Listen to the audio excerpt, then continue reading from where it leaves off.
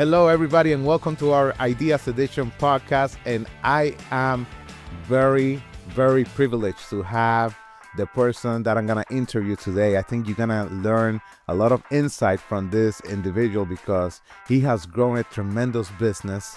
And his name is Rob Selfors. He's actually the CEO of Simple.biz. And his business is just booming and growing. And it's a marketing company. So I'm going to ask him very, very good questions about how you can also grow your business through marketing. So Rob, thank you so much for being here today. It's amazing to have you, man. I know you're busy. My pleasure. My pleasure. I've been looking forward to this. All right, Rob. So, tell me a little bit about yourself. Where did you grow up and how did you actually got started on marketing, Okay. Well, I grew up in the Dominican Republic. No. I just You don't look Dominican. No. I grew up in Germany, graduated high school over there, moved to the States, and I spent a lot of time in the car business, running car dealerships Really? for 11 years. Yeah. And then Like selling cars? Or you started out selling and then, ended up running different types of dealerships. And then, wow. in the car business, you do get fired from time to time. And one of the times I got fired, I decided I would start a staffing company to help car dealerships hire. And Wow. and my wife had just started a staffing company the month before. And so I just said, hey, I'll join you. And she was not excited about that. But that was back in 2001. And my timing was a little bit rough. I got fired from my job September 10th of 2001. Mm-hmm. My first client, I signed up the very next day. It was September 11th, 2001. Wow. And I got home. It was Leith Volkswagen in Cary, North Carolina. I got home from signing the contract with the guy, and my wife said, hey, they just flew a plane into the World Trade Center. And I was like, really? Oh, my God. And wow. So literally it was 9/11 was happening as we signed our first deal, and that was 23 years ago. We started our first business. And so that got to $1 million in sales, and we had 3 offices, and we got to a choke point, and I didn't understand. I kind of knew what my choke point was, but I couldn't see a way around it. Like you always, every time your company gets to a point of like a constraint, mm-hmm. You could probably, you don't need me to tell you the reason your business isn't growing. But if I say, well, why don't you do this? There'll always be the excuse, right? You'll always say, now in my case, I had to do a lot of the training because in order to go to the dealerships that I would send these salespeople to, I trained 10,000 car salesmen over the course of 8 years. Wow. And so I'd have to do the training every week. But I also did the biz dev. I was calling dealerships all the time saying, hey, do you need salespeople? And wow. I the choke point wasn't the training. I could either hire someone else to do the training or, I could just put more people in the room. So I had a training center in Atlanta, I had one in Charlotte, and I had one in Raleigh, North Carolina.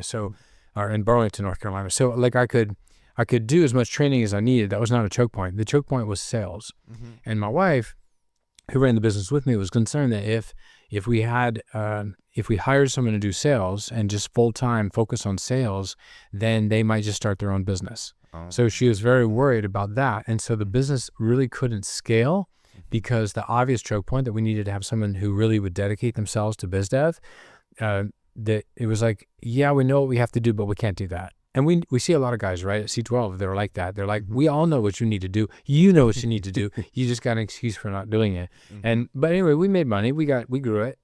But in the end, like it was very niche. It was in the car business. Katrina really ruined the car business in 2005. Okay. Katrina really, they drove up gas prices. They drove up everything. Yeah. And Chrysler and General Motors went bankrupt very shortly after. And a lot of my clients, we had 400 dealer clients, they were Chrysler, General Motors dealers. And wow. So we lost a lot of our dealers.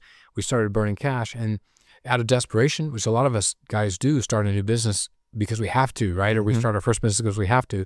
So I was tiling my laundry room. This is like in 2007. I was just literally putting tile in my laundry room.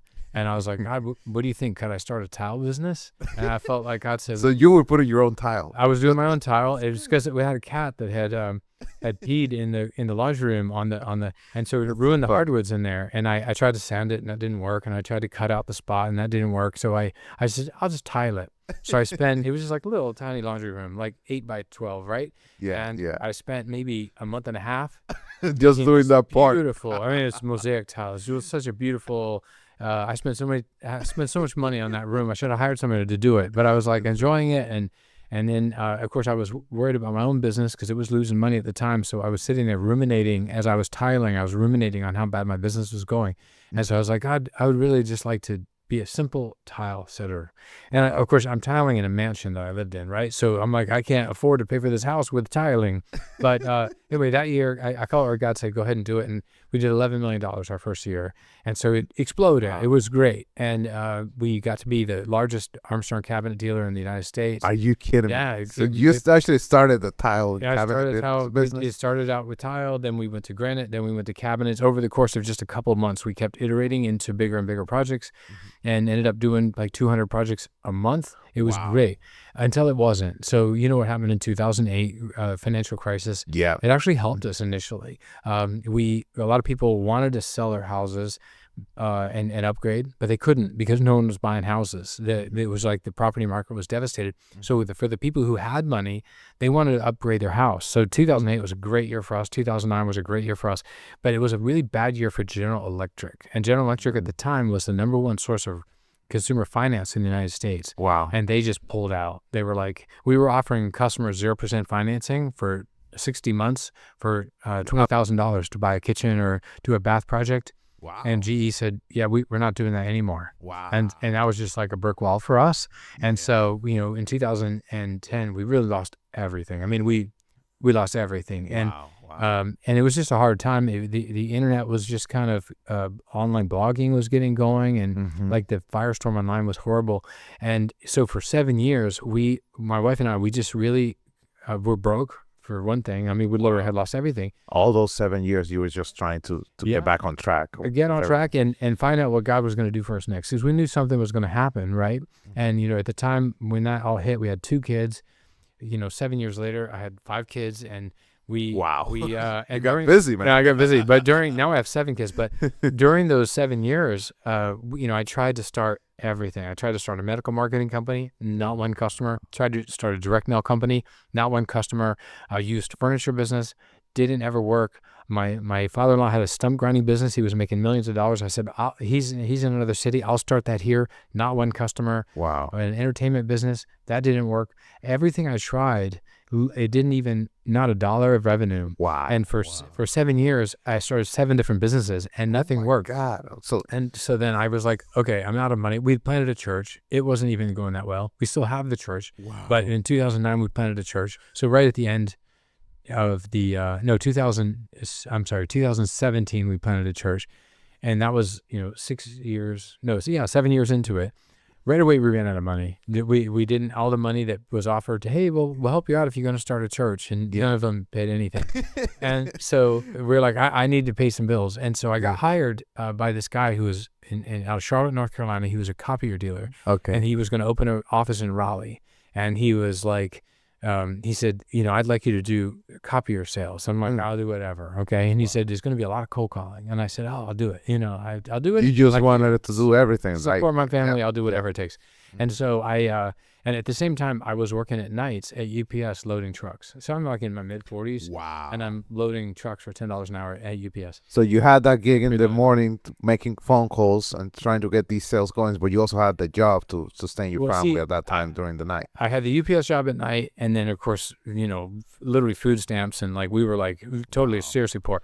And then, but the guy wasn't opening his office in Raleigh for a month. He hired me, and he said, in a month you can start. It was like February of 2017. He said, you can start, but he hired me in January. And I was like, okay, I'm going to hit the ground running. Okay. I'm going to get some practice cold calling. So I went on Fiverr. Okay. Fiverr's like a gig site where for $5 you can get someone to do a logo, or you can edit a video or whatever, right? Okay. And one of the things you can do on Fiverr is hire a cold caller. So I put a gig out there saying, hey, I'll do your cold calls for you, $5. And if I can't get you an appointment, then I'll give you your money back. $5, no risk. Wow. And so, man, I was covered up. Right, everybody go, of course, man. And I got into it. So at night I was doing UPS, and during the day I was preparing to sell copiers, and so I had 30 days to make this work. But during those 30 days of doing the test calling on Fiverr, I got all sorts of 5-star reviews, right, from people, and so I didn't have to do it for $5 anymore. I could charge $100 Then I charged $600 to do phone calls. And by the time that... And you will book appointments for these companies, yes, right? And I mean, I was selling everything, digital marketing, a lot of that, a lot of web designers are on there looking for things. And so a lot of my customers were web designers, digital marketing companies, right? A lot of them though were startups with crazy ideas that were never going to work, but they needed someone to see if it would work, right? Someone who could do the cold calls. And then videography companies, a lot of overseas companies that wanted to sell into U.S. retail stores, but they didn't have anybody speak English. So a lot of Chinese companies that were selling products to like Bed Bath & Beyond, and then value-add providers who wanted to sell to like Janus Fund and big companies in New York. They wanted me to call to try to get a hold of people. Wow. And then I was doing cold calls for SAP, which is a big IT company in Germany. They wanted me to call in England, do cold calls. I mean, all over. Wow. So by the end of that month, great experience. Yeah, it was a great experience. Yeah. But at the end of that month, I not only did not go to sell copiers, I already had employees by then. Wow. So it just exploded. Okay. And then I got a little bit not burned out, but overwhelmed. And I was like, I can't do this because I have any given day, I have 14 campaigns I have to work on. One guy wants me to sell man-made diamonds. One guy wants me to sell window film to Bed Bath & Beyond. One guy wants me to sell his, internet product. And I'm like, I can't do this. Like I'm getting stressed out, Wow. But I'm still working at UPS at night. So I'm not getting any sleep. Top of everything. Because I really wasn't making any money. So, I mean, I was doing all this work, but the money was going out to the employees, and it was growing like crazy. I think we did 170,000 the first year, but it wasn't profit. So I still had to keep working. But I realized I'm going to go out of my mind if I don't narrow this down. So I just said, okay, I'm only going to do appointments for web designers because that was the easiest to me. And I was just a space I was comfortable with. I'd built a bunch of websites before, so I could talk digital marketing with anybody. And then I'd owned businesses, obviously, since 2001. I was doing my own digital marketing. And so it was like, this is a space I can focus on. I don't have to just switch gears between campaigns and have to think of what's next. So I just decided, okay, I'll do web design.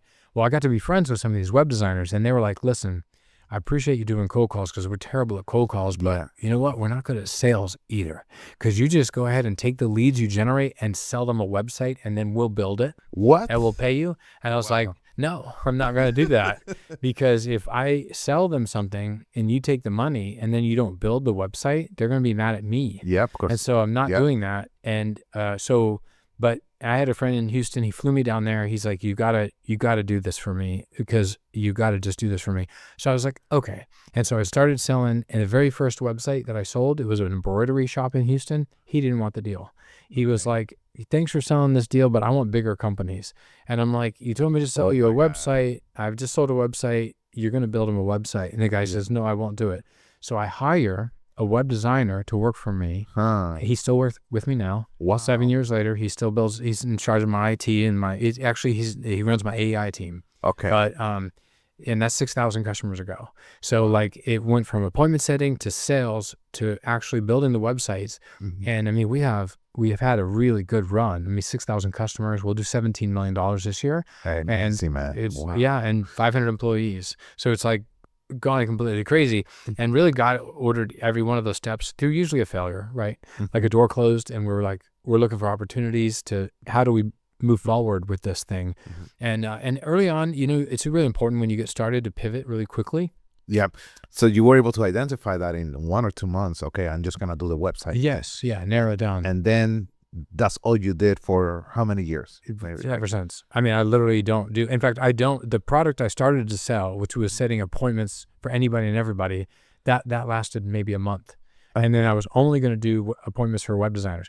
Well, as soon as I switched to selling websites instead of setting appointments, I stopped setting appointments for other people. I wanted the appointments because I can sell and I can make more money. So the higher I went in the value chain, the more money I made. And now you have maybe a couple of people making those cold calls. Yeah. And then you will sell them, or you train somebody to sell them? Back then, I sold them all. And I was the only salesman for maybe a year and a half. And I would sell them, Thomas would build them. And so, by the time I hired Thomas 7 years ago, I was not doing any sales for anyone else. So like we were no longer an appointment setting company. We were no longer a sales company. We were just a web design company with a really strong go-to-market. And so like we know how to do B2B sales. B2B sales is very different than what you're doing. You're B2C, you're selling to consumers, and consumers you can advertise to. Businesses are resistant to advertising. Consumers, because there's so many consumers, right? You can, they'll Google search stuff in scale. And so you can be there when they search for ACA, right? Or, Medicare, they'll search on Google and you can pay for Google ads and you can get some inbound that way. Or, there's different ways. And at the same time with B2C, cold calling is illegal. You just can't even do it. B2B is different because there's not as many of them. There's only 6 million non-franchised small businesses in the United States. Wow. It's not that many compared to 350 million consumers. Exactly. And then now there's 20 million businesses. It's like what you told me. You call them every month, right? I call them every month, yes. And I'm still allowed to call them as long as I manually call them. And I if people say, hey, don't call me anymore, we respect that. Yeah. But I'm allowed to call them as long as I don't use automation. And so there's no DNC list for businesses. So you can't advertise a number and say, hey, call us, and then sue me for calling you. And so in the United States, it's still illegal to call. And it's necessary because business owners, if I asked you, okay, who does your insurance? You got somebody. Who does your IT? You got somebody. Who does your podcasting? You got somebody. You have all of your solutions solved. All your problems are solved. They might be bad solutions. You might not like your IT guy, but you have one. Where consumers, they're all the time saying, I don't have anybody to mow the grass. I don't have anybody to do the roof. I haven't had a leak in a long time, so I don't have a plumber. I need to Google for one. And so businesses have to sell to a business, you have to disrupt what they think is the solution they already have. Wow. So you have to cold call. There's no other way. You just can't do it any other way. And so, and a lot of times people in the B2B space, they'll hire me to build them a website. And I'm like, a website's very important. You got to have a nice brochure so that people can check you out. If someone's referred to you, they should go to your website, look at you. Oh, look, the reviews. Look how professional they look. Oh, look how polished this is. Oh, they got a podcast. They have a nice sticker. You know what I mean? Like it's branding, right? Branding. It's not going to create leads. Like a website's not going to grow a B2B company. It's just credibility, but it really doesn't create leads. So, and how do you help businesses now with that aspect of the business? Because I think the marketing aspect, it's what takes people not to be successful when they go into business. Like either they don't know how to market themselves, they don't know how to sell themselves, and they don't know how to find leads, right? So how do you solve that problem for your B2B businesses? Okay, well, it depends on. Well, you said B2B business. Okay, so most of my customers are actually B2C. So my honeypot is roofers, fencing companies, landscape companies that are selling in a local market and then providing a service, usually to homeowners. Okay. So that's a really... that's a good name. Yeah, so geotargeting helps those websites. So if you were in Central Florida, you need to have basically 100 landing pages attached to a homepage so that you can show up first for landscaper, Winter Springs, Florida, landscaping, Oviedo, Florida, landscaping in all the different towns and all the major neighborhoods. Like you want geo-targeted landing pages that are SEO optimized for each of the areas. At least 100, you said. Well, in Central Florida, you need 100 because you have 100 communities. Right, you have Windermere, you have Champions Gate, you've got all these different areas. Whatever area you want to serve, and then in Orlando's huge, but there's a lot of submarkets to Orlando. So like if you have a website for Eagle Creek, if you search right now for roof repair Eagle Creek, Brad Hogan is first, but Eagle Creek's not even a city; it's just a big subdivision. 1,000 houses. That makes it a town, and Google recognizes it as a town, but it's not a town. It's just an HOA, right? Wow. And so anyway, we're really strong in that field, and we can provide a lot of value to contractors. Now, to B2B, we're going to be very affordable. We'll build them a nice website, but I'm not going to kid them into thinking that having a website that ranks first for copier sales is going to produce, because people don't ever buy a copier. People only try to repair their old copier, and the copier salesman that comes out says, this thing is dead, you need to buy a new one, here's a brochure. That's how you sell a copier. Yeah. You sell it by providing the service of copier repair, right? And so there it becomes a local business. But the point is with B2B, I tried this. Like I have a lot of cold callers and I have, 500 people in the Philippines that work for me.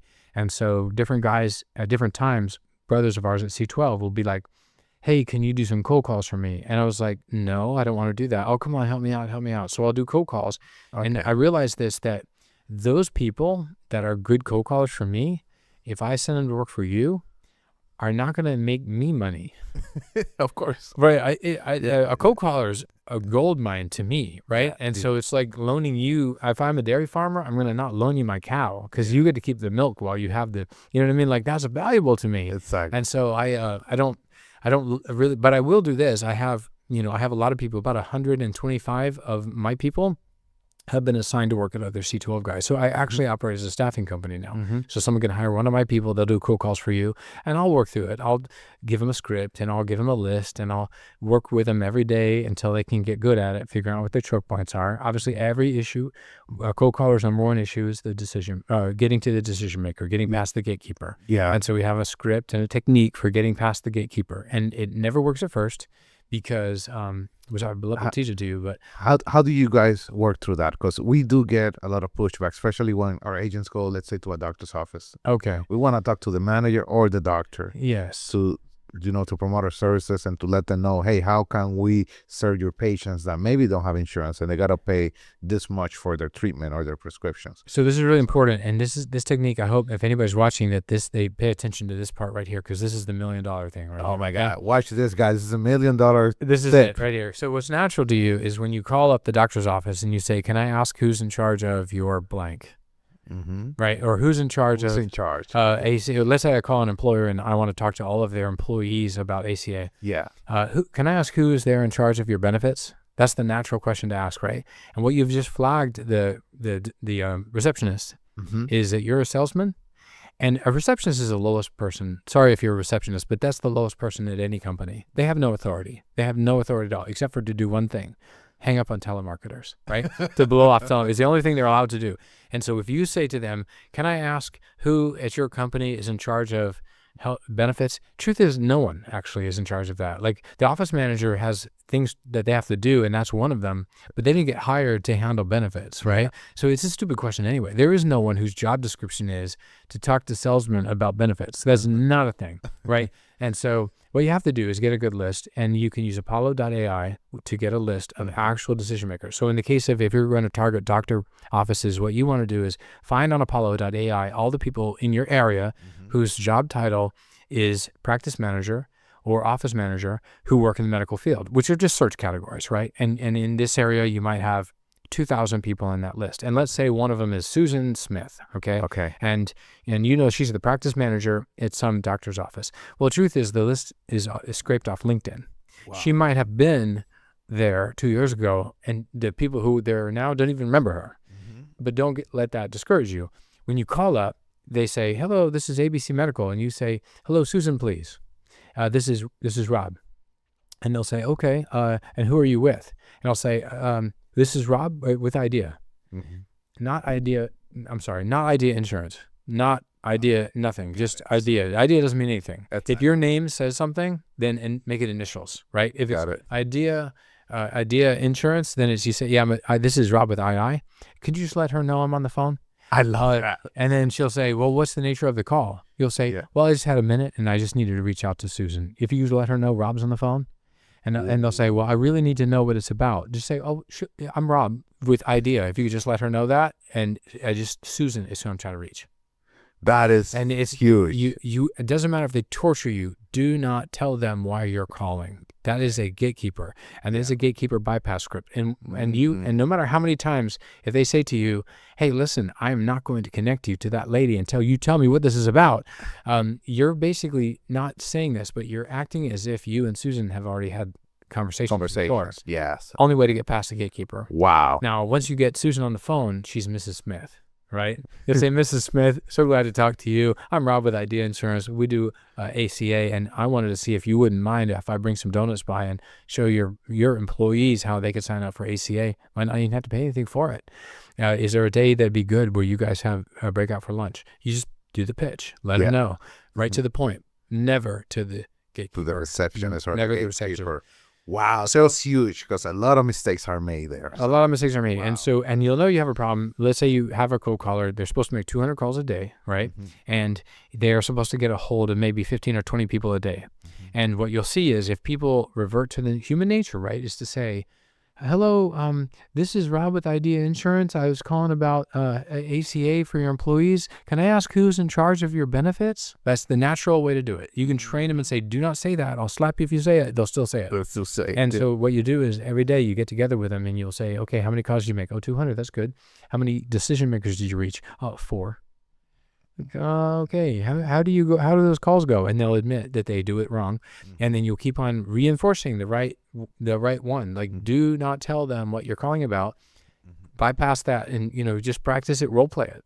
But what'll happen is you'll do that 3 or 4 mornings and it'll be 200 calls. It'll be 14 decision makers. It'll be 3 appointments. And so you can tell, you just map what is supposed to happen, 215.3, 215.2, something like that.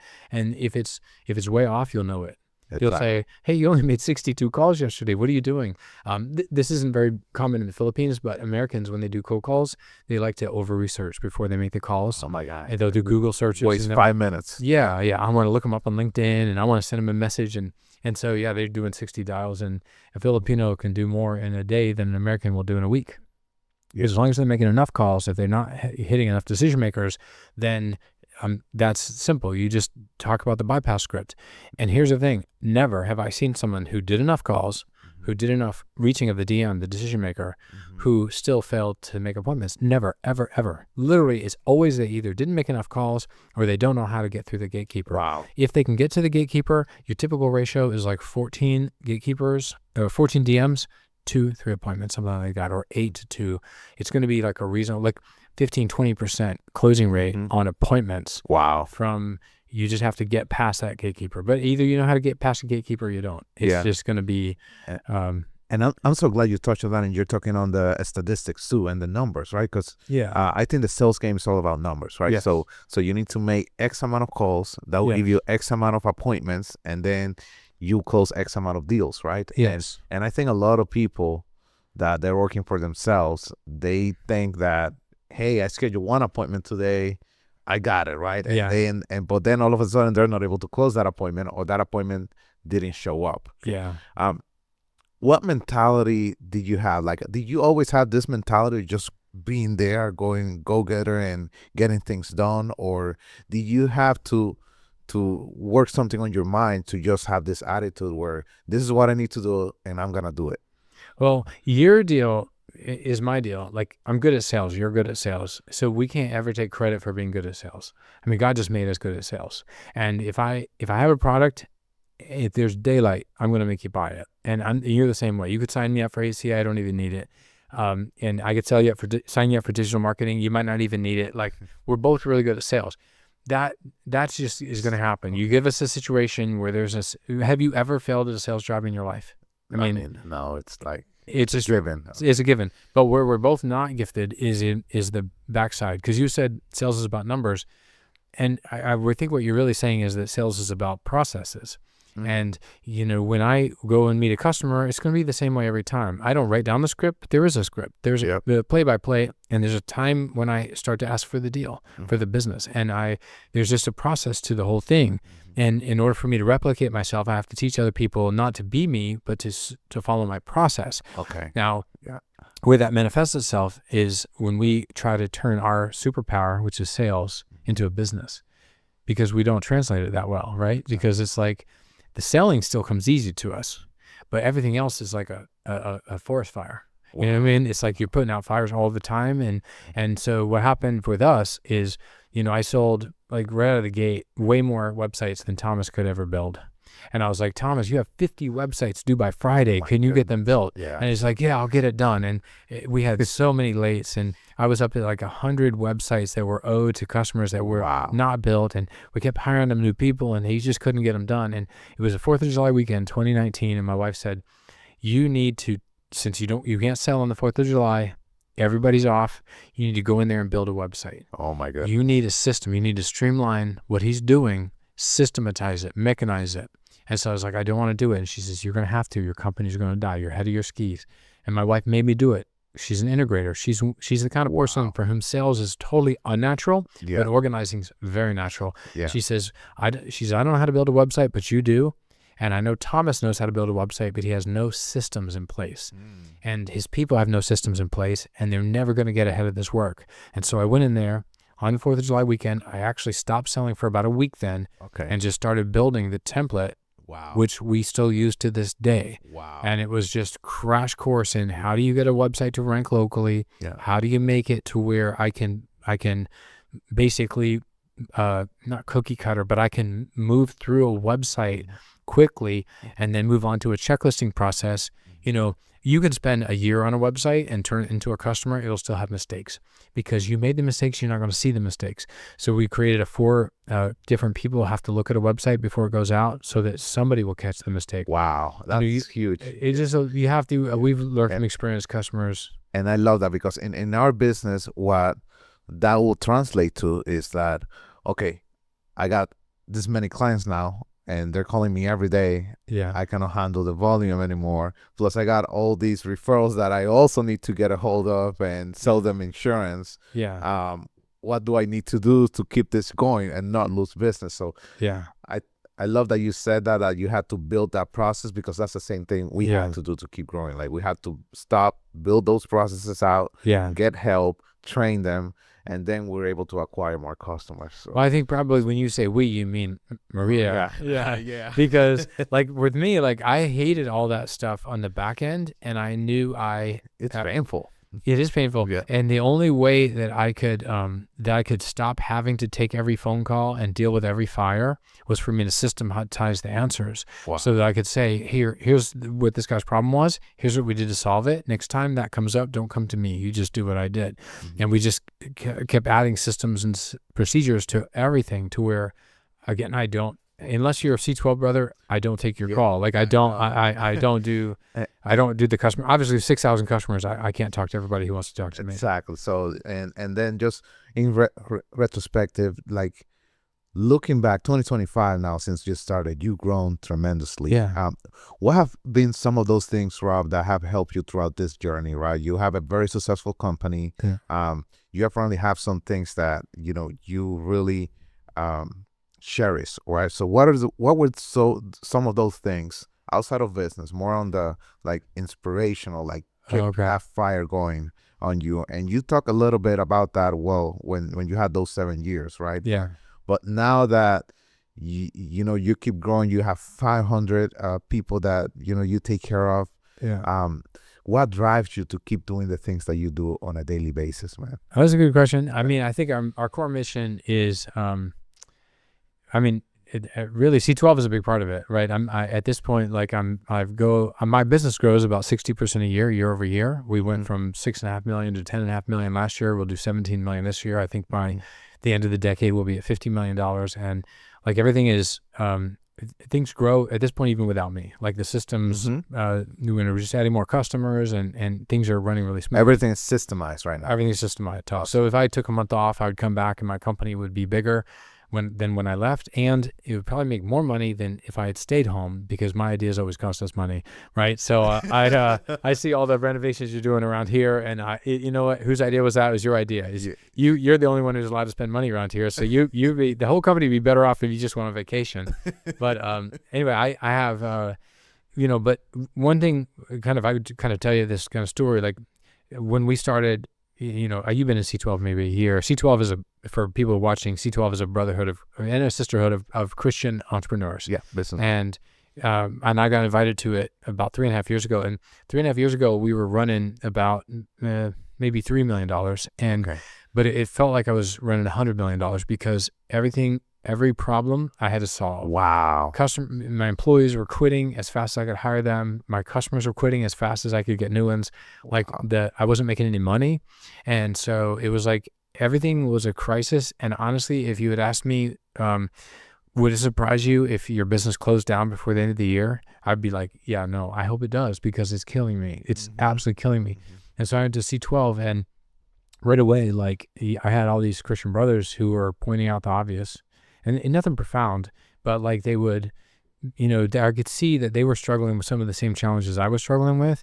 And piece by piece, I started to step back from the business and realized that the biggest problem with the company was me. Wow. And everything that I hadn't systematized, I needed to. So like that, The whole choke point theory, that comes from C12. Yeah. The SWOT analysis, looking at your strengths, your weaknesses, your opportunities, your threats, and really addressing, instead of just like chasing the latest fire, like looking back and saying, okay, what's threatening my business? Where can we de-risk? What is an opportunity for us to grow? What is something where this company is harder to run than it needs to be?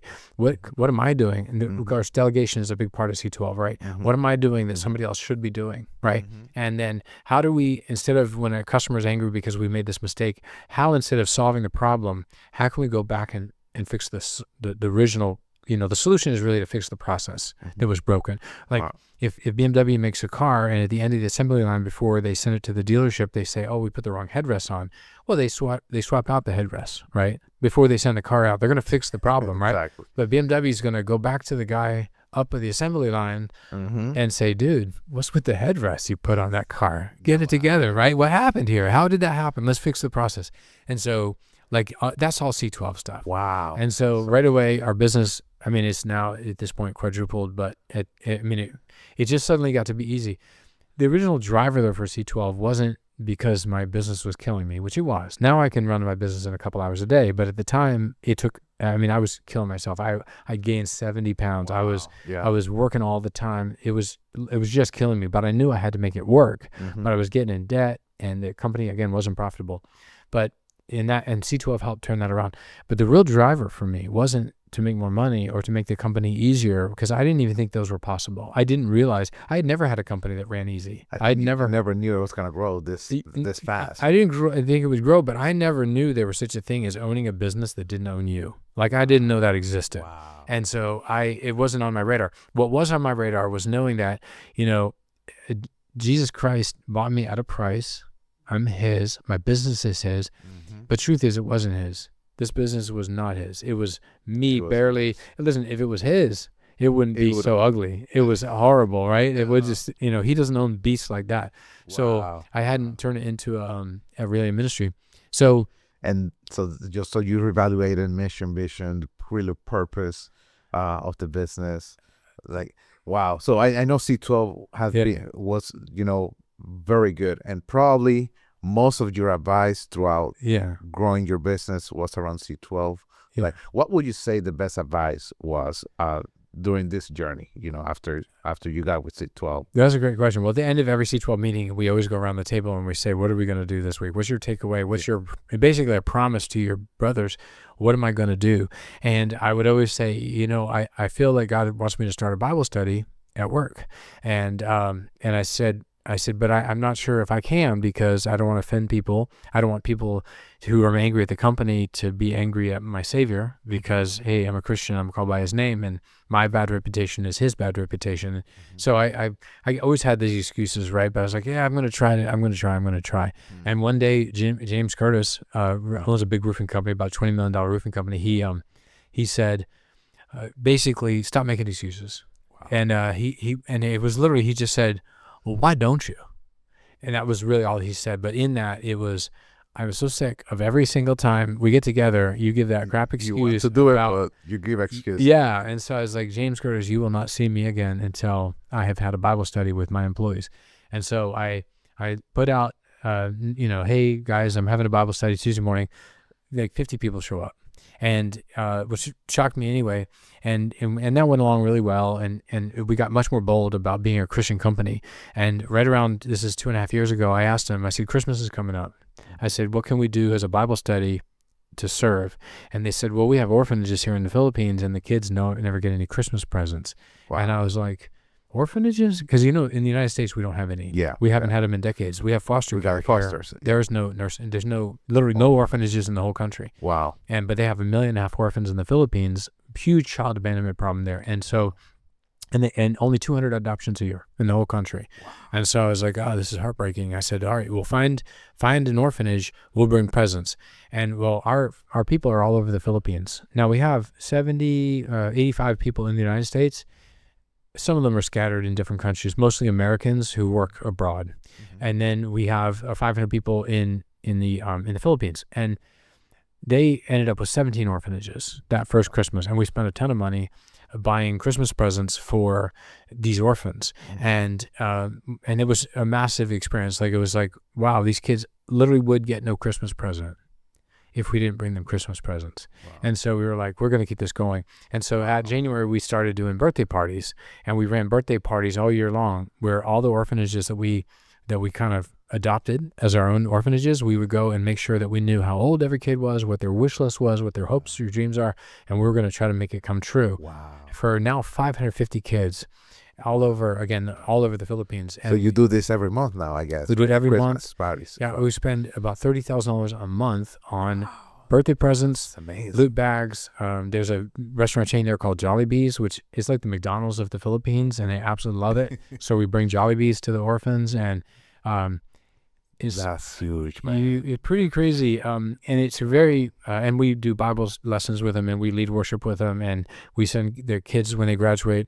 I don't know if you noticed, but like half the people in the United States who are homeless were foster kids, and so they have very bad outcomes after they graduate out of the foster care. Because if the parent who got paid to keep you as a foster child isn't getting paid anymore once you turn 18, they're like, hey, good luck. Yeah, so and they end up homeless. So Philippines is no different. Once you age out of an orphanage, so we adopt them to help them get through college so they can have a better outcome. And so we spend a lot of money over there, but it's definitely, the Bible says, whatever you've done to the least of these my brothers, you've done unto me. And as an example, he says, I was sick, and you visited me, you shelter me, you yeah, took care of me. And caring for orphans, Jesus said, if you receive one of these children in my name, you receive me. But if you receive me, it's not me you receive, it's my Father. And so, and the word receive means to welcome and embrace. Like it doesn't mean, hey, welcome. It means, oh man, it's so great to see you. That's what we're doing. So, long story, our business has been very blessed, and because of that. Yeah, it's a bigger purpose, right? It's a huge purpose. So you're helping team members out, but you're actually helping a lot of these orphanages, and that's really a big purpose. 2 more questions. Yeah. What will you say have been your top strategy for success in your business? Oh gosh. Okay, here it is. Seek ye first the kingdom of God and his righteousness, and all these things will be added to you. And here's the translation in regular English. You are about God's business, and God will worry about your business. I love that. That's what he's going to do. That's been the whole thing. Wow. And you experienced that. So totally experienced that. Yeah. We never worry whatever something's going to cost with the orphans. Whatever they need, they're going to get. And we just take care of them because we know God is taking care of us. And it's just crazy to grow as fast as we've been growing. And think about this. Everybody needs healthcare. Not everybody needs a website. And you can buy a website from a lot of people, right? Mm-hmm. How is it that we have 6,000 customers? It doesn't make sense. And if somebody come to me and said, hey, I want to start a website business, if this guy, he's a smart guy, if he says, I want to get in the website business, I want to make $17 million. If I wasn't in the business, I'd say, well, that's a stupid idea. Anybody can build their own website. If they do enough homework, they can probably figure out how to get it to rank on Google. Yeah. Like you don't need me to do what I do, right? There's no moat. There's no patent. Wow. I'm not protected, but I'm protected by God because I'm worried about his business. He's worried about mine. Amazing. That's the thing. And man, you've done so many things throughout your life. Too many. Yeah. I didn't know it was too many. Right? Yeah. If you had to give an advice to your younger self, 20-year-old Rob, what would you say to him? I would say, because my 20-year-old Rob could have only found C12 in one city at the time, Sarasota, Florida. I'd say, I need you to go talk to Buck Jacobs in Sarasota, Florida, and join C12. Because here's the deal. If I had joined C12 in 2001 when I started my first business, I would still be in the staffing business, and I'd be a multimillionaire from the staffing business. I wouldn't have failed to overcome my choke point. Every business either has to figure out how to grow, how to de-risk, so reduce risk, or how to make the business easier to run. Every single business owner that we know has one of those 3 problems. And that's the job of a CEO, right? To figure out how to make it less risky, how to make it grow, or how to make it easier to run. Now, maybe all 3, but like if there's a choke point, that's what you focus on, right? I didn't know any of that stuff. Wow. I didn't have any idea. For all those years. All those years. And so I had all of those challenges at different times where my company was, if you have a business that's doing $11 million a year and every dollar of that is running through a single finance company, the end of your company is near. Yeah. Right. Yeah. And that it'd be like you. Yeah. If you only had one company you One could sell ACA, Imagine. you'd be crazy. Yeah. And you're just waiting for the day they call up and say, "Hey, it's George, we had an issue with one of your policies. We're going to have to cut you off." You'd be like, You imagine "What?" that? Yeah. It'd be like, So yeah. we talk about single point of failure at C12, and all of us have multiple credit card processing companies, because what happens when one shuts us down? Like, you have to have another way to go. There you go. And so all of it, you just de-risk, make it simpler to run, or grow it. And that's if I had known that stuff back in 2001, man. I would have been so. Like what you said, but man, you know it now. Yeah, I know. You are changing so many lives out there. You're making an impact in such a powerful way here in the U.S., in the Philippines, and with everybody that you talk to. And I know you're gonna do big things, man, and you're gonna help a lot of other business owners, as I know that you're doing also with your business. So so thank you so much, Rob, for being My here, pleasure. man. It was amazing. I love it. Love the podcast. And guys, this is it for today. Rob Selfors, a lot of insight here. So if you like this content, make sure you share it with your friends. Make sure you share it with somebody else that might want to get in business. Rob, if they wanna maybe get your services, how they can contact you? Simple.biz, our website. Simple.biz. All right. Simple.biz. Thank you. Awesome, guys. I'll see you next week with another great guest here at our Ideas Edition podcast, and you'll have a great day.